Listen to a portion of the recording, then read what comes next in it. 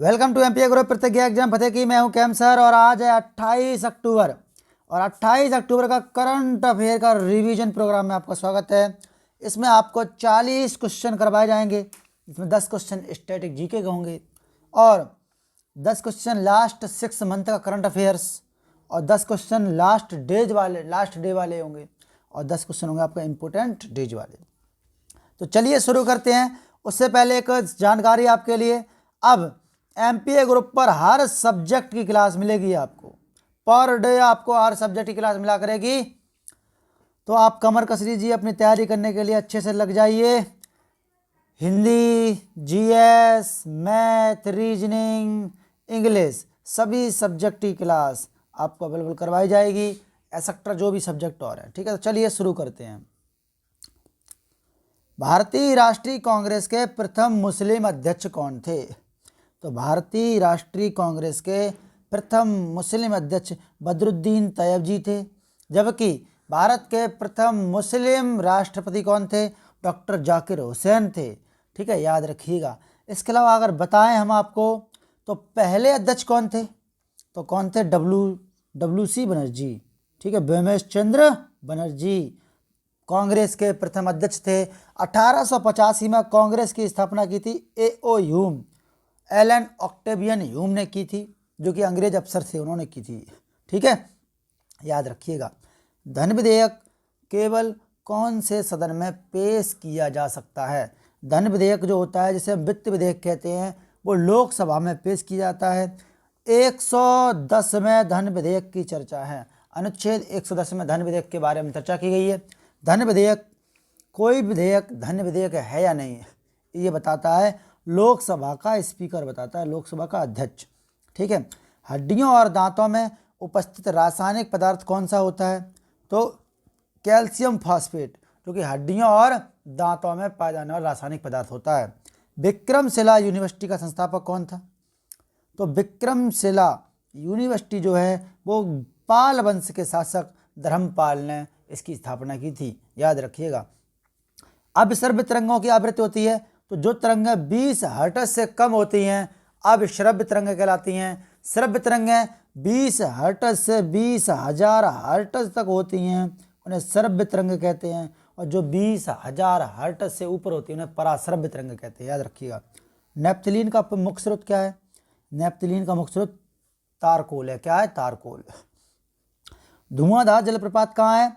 नर्मदा नदी पर है, मध्य प्रदेश में धुआंधार जलप्रपात या झरना एक ही बात है। ठीक है, भारत का सबसे ऊंचा झरना कौन सा? जोग जलप्रपात है, कर्नाटक में शरावती नदी पर है, याद रखिएगा। ईरान की संसद को क्या बोलते हैं? तो मजलिस कहते हैं ईरान की संसद को। अमेरिका की कहते हैं कांग्रेस, पाकिस्तानी संसद को भी मजलिस कहते हैं। इसके अलावा याद रखिएगा, जापान की संसद को डाइट कहते हैं और रूस की संसद को ड्यूमा कहते हैं। भारत में संसद बोलते हैं, जबकि ब्रिटेन में पार्लियामेंट कहते हैं, याद रखिएगा इस चीज़ को। और अफगानिस्तान में सोरा कहते हैं, सोरा क्या बोलते हैं? सोरा। अर्जेंटीना देश के चारागाह क्या कहते हैं? जो चारागाह, इसमें पंपास, हाँ, अर्जेंटीना क्या बोलते हैं? पंपास कहते हैं। और यूरोप के बोलते हैं स्टेपी, क्या बोलते हैं? रूस का कहलाता है, रूस में जो घास का मैदान उसे स्टेपी कहते हैं। ठीक है, याद रखिएगा। और अफ्रीका में सवाना कहते हैं। ठीक है, इसके अलावा याद रखिएगा, अमेरिका में प्रेरी कहते हैं। और टुंड्रा घास का मैदान कहाँ है? टुंड्रा प्रदेश में है। ठीक है, ग्रीनलैंड में, याद रखिएगा इस चीज़ को। ठीक, नींबू और संतरे में कौन सा विटामिन होता है? तो नींबू संतरे में विटामिन सी होता है। सिट्रिक अम्ल जो होता है नींबू संतरे में पाया जाता है। ठीक है, याद रखिएगा। ये तो थे स्टैटिक जी के क्वेश्चन। अब बात करते हैं लास्ट 6 मंथ के करंट अफेयर के 10 क्वेश्चन के बारे में। बढ़िए, पहला क्वेश्चन क्या है? भारतीय नौसेना नेवाल्टा अभियान तटीय सुरक्षा अभ्यास कहाँ आयोजित किया गया? तो ये आयोजित किया गया कोलकाता में। कहाँ? कोलकाता में आयोजित किया गया। ठीक है, कोलकाता में ही कलकत्ता बंदरगाह है, जिसका नाम श्यामा प्रसाद मुखर्जी के नाम पर रखा गया है। कलकत्ता में ही नेताजी सुभाष चंद्र बोस अंतर्राष्ट्रीय हवाई अड्डा भी कलकत्ता में ही है।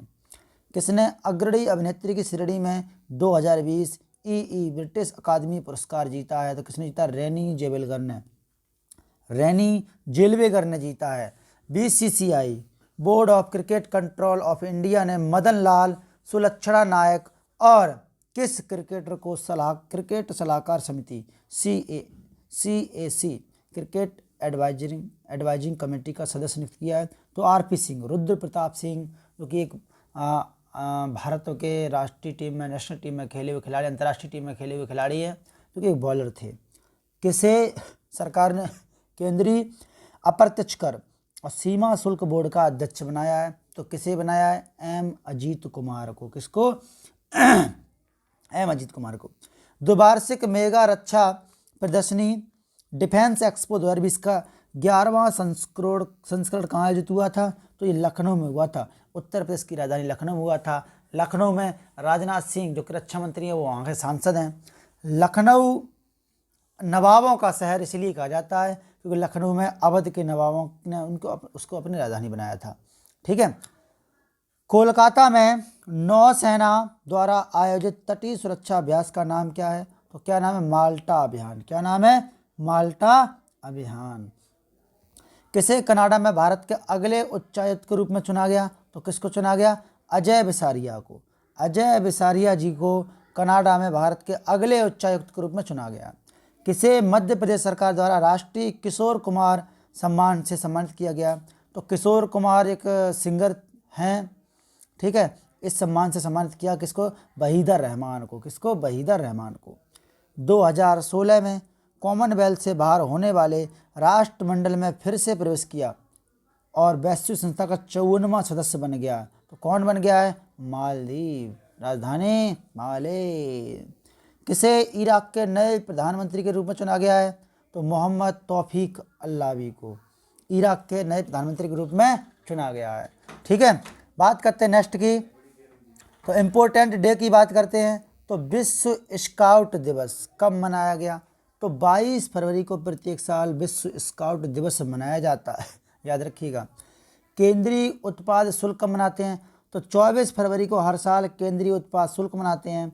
विश्व NGO दिवस कब मनाते हैं? तो 27 फरवरी को हर साल विश्व NGO दिवस मनाया जाता है। राष्ट्रीय विज्ञान दिवस 28 फरवरी को CV रमन को नोबेल पुरस्कार मिला था रमन प्रभाव के लिए। तो उसी के उपलक्ष्य में 28 फरवरी को हर साल राष्ट्रीय विज्ञान दिवस मनाते हैं। प्रोटीन दिवस कब मनाते हैं? तो 27 फरवरी को हर साल प्रोटीन दिवस मनाते हैं। दुर्लभ रोग दिवस कब मनाते हैं? तो फरवरी के अंतिम दिन, चाहे वो 28 फरवरी हो चाहे वो 29 फरवरी हो, मनाया जाता है दुर्लभ रोग दिवस। विश्व चिंतन दिवस कब मनाते हैं? तो 22 फरवरी को हर साल विश्व चिंतन दिवस मनाया जाता है। अरुणाचल प्रदेश का स्थापना का स्टेटहुड दिवस कब मनाते हैं? तो अरुणाचल प्रदेश का स्टेटहुड दिवस 20 फरवरी को मनाया जाता है। और 20 फरवरी को विश्व पेंगोलिन दिवस भी रहता है। सामाजिक न्याय का विश्व दिवस कब मनाते हैं? तो ये भी 20 फरवरी को ही मनाते हैं, याद रखिएगा। ठीक है। बात करते हैं कल की करंट अफेयर के रिवीजन की। तो किस देश का लक्ष्य 2060 तक शुद्ध शून्य ग्रीन हाउस उत्सर्जन तक पहुंचना है? तो किस देश का है? किसका? दक्षिण कोरिया का। किसका है? दक्षिण कोरिया का। याद रखिएगा इस चीज़ को। वो शुद्ध शून्य ग्रीन हाउस का बात कर रहे हैं, तो सऊदी अरब का है। किसका? ये सऊदी अरब का है, जो कि इन्होंने दिया नहीं है इसमें। सऊदी अरब कौन है? सऊदी अरब है। ठीक है, याद रखिएगा। किस टाइगर रिजर्व ने नेट वेस्ट ग्रुप अर्थ हीरोज का अवार्ड जीता है? तो किसने? सतपुड़ा टाइगर रिजर्व, को मध्य प्रदेश का है। नौसेना अभ्यास 2021 में भारत और अमेरिका के साथ किस देश की नौसेना अभ्यास किया है? तो भारत, अमेरिका और जापान के बीच में हुआ है नौसेना का युद्ध अभ्यास। Airport authority of India AAI के नए चेयरमैन कौन बने? तो AAI के नए चेयरमैन संजीव कुमार बने हैं। कौन बने? संजीव कुमार, याद रखिएगा।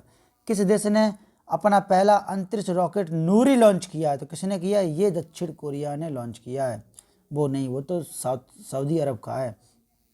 हाल ही में खबरों में रही बीना तेल रिफाइनरी कहाँ है? तो मध्य प्रदेश में है बीना तेल रिफाइनरी। ठीक है, याद रखिएगा। रक्षा मंत्री ने कब तक 35,000 करोड़ के रक्षा उपकरण के निर्यात का लक्ष्य रखा? 2025 तक रखा है। केंद्र सरकार ने केंद्रीय कर्मचारियों के महंगाई भत्ते में कितने % की बढ़ोतरी की है, तो कितने की? 3% की है। किस राज्य के सीएम ने Shri Dhanvantari generic medical store का शुभारंभ किया है?